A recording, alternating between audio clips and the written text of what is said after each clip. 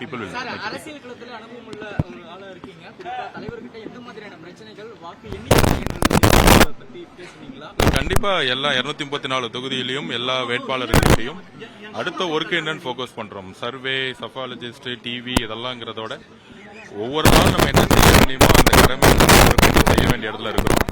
கண்டிப்பா வேட்பாளர்கள் எல்லாம் புது வேட்பாளர்களா இருக்கிறாங்க.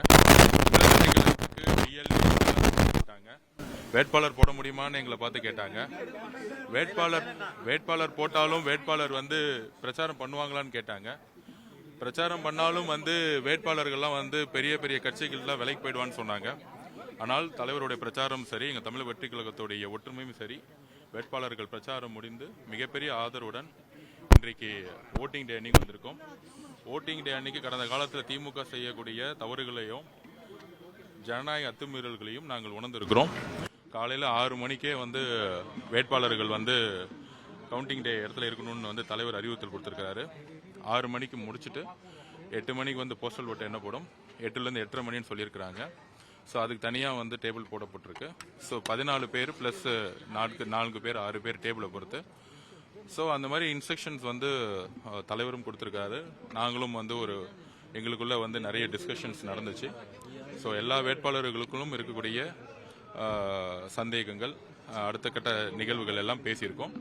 கண்டிப்பாக கவுண்டிங் டேக்கு தமிழக வெற்றி கழகத்திற்குரிய எல்லா வேட்பாளர்களும் வித் சட்ட வல்லுநரோட ரெடியா இருக்கிறாங்க. அன்னைக்கு சட்டம் ஒழுங்கை பாதுகாக்கணும்னு மேடம் அர்ச்சனா பட்நாயக் மேடம் கிட்ட தலைமை தேர்தல் அதிகாரிகிட்ட கேட்டிருக்கோம். கண்டிப்பாக நேர்மையான தேர்தல் அதிகாரி இன்றைக்கு வரைக்கும் செயல்பட்டிருக்காங்க. கவுண்டிங்கும் வந்து கண்டிப்பா நேர்மையா செயல்படுங்கிற நம்பிக்கை எங்களுக்கு இருக்கு. அதுக்கேற்ற வலுவுடன் 75 வருஷ கட்சி, 50 வருஷ கட்சிகளோட அதுக்கேற்ற வலுவுடனும் அதுக்கேற்ற ஒரு மிகப்பெரிய பயிற்சியுடன் நாங்கள் இருக்கிறோம். பிஎல்ஏ இருக்கான்னு கேட்டாங்க. குடும்பமா 234 தொகுதியிலும் 75,000 மேற்பட்ட எல்லா இடத்துலையுமே ஒரு இடத்துல 1-2 பிஎல்ஏல 4-5 பேர் உள்ள உட்கார்ந்து இருந்தாங்க. தமிழக வெற்றி கழகத்துடைய பிஎல்ஏ மெம்பர்ஸ் நைட்டு 12 மணி வரைக்கும் வண்டியில ஏத்துற வரைக்கும் உள்ள இருந்தாங்க. ஸோ இந்த மாதிரி வந்து எங்களுக்கு எதிரான பிரச்சாரங்கள்லாம் வந்து தூக்கி எறியப்பட்டிருக்கு. கண்டிப்பாக தேர்தலில் மிகப்பெரிய வெற்றியை தமிழக மக்கள் உருவாக்குவார்கள். நான் திருப்பியும் பதிவு பண்ணுவேன். இந்த நம்பர்ஸ் இதெல்லாம் விட்டுட்டு தமிழக வெற்றி கழகம் வெற்றி பெறுவதற்கான முக்கியமான காரணம் பெண்கள் அமைதியான புரட்சியில் இந்த தேர்தலில் ஈடுபட்டாங்க. பெண்களோட வாக்கு சதவீதம் அதிகமாக இருக்கு. பெண்களும் இளைஞர்களும் சேர்ந்த காம்பினேஷன், அந்த ஒரு கூட்டு இருக்கு பாத்தீங்களா, அந்த வலிமையை எந்த தலைவராலையும் முடைக்க முடியாது. அந்த வலிமையை எங்களுடைய தலைவர் விஜய் அவர்கள் தமிழ்நாட்டில் வரலாற்றிலேயே முதல் முறையாக உருவாக்கியிருக்கார். பெண்களுடைய நம்பிக்கையும் இளைஞர்களுடைய நம்பிக்கையும் கண்டிப்பாக மிகப்பெரிய வரலாற்று புரட்சியை உருவாக்குங்கிறத நான் பதிவு பண்றேன். சைதாப்பேட்டையிலும் சரி, ஹார்பர்லயும் சரி, பிஎல்ஏன்னு சொல்லிட்டு உள்ள வந்து ரவுடிசத்தில் இருக்கக்கூடிய ஆட்கள் தான் இருந்தாங்க. எங்களுடைய வழக்கறிஞர்கள் தாக்கப்பட்டாங்க.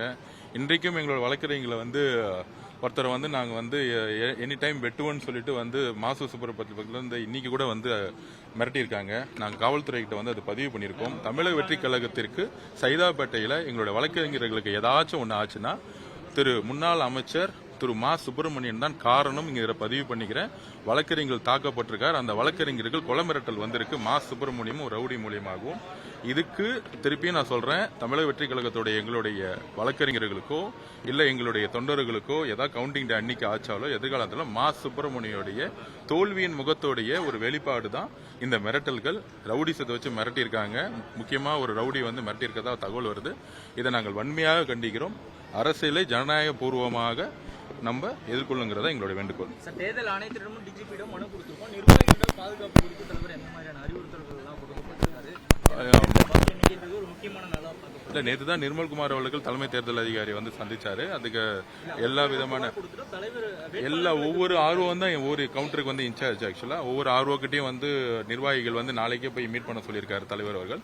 அவங்க வந்து தன்னுடைய பாதுகாப்புக்கு வந்து வலியுறுத்துவாங்க. தேங்க்யூ.